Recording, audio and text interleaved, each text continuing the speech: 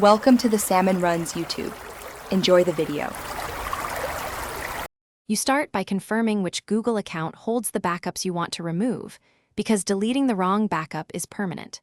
Sign into that account on a desktop or mobile browser and open Google One or Drive backup settings to view active backups. Once done, scan the list and note device names, dates, and sizes so you know what to remove.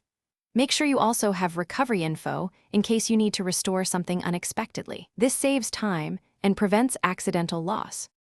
Now you select a backup entry to inspect included items, app data, photos, and device settings, and verify size and date to avoid surprises.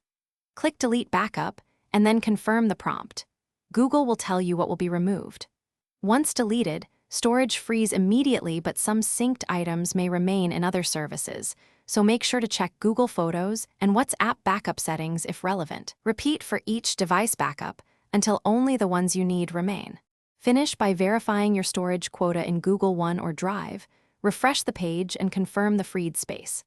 If a deleted backup reappears, it often means another device is still creating new backups. Sign out of extra devices and disable automatic backup on the source device to stop regeneration. If caching or sync errors persist, clear browser cache, sign out and back in, and then retry. If nothing helps, contact Google support, but gather account and backup details first to speed resolution. Thanks for watching. Consider subscribing if we helped you.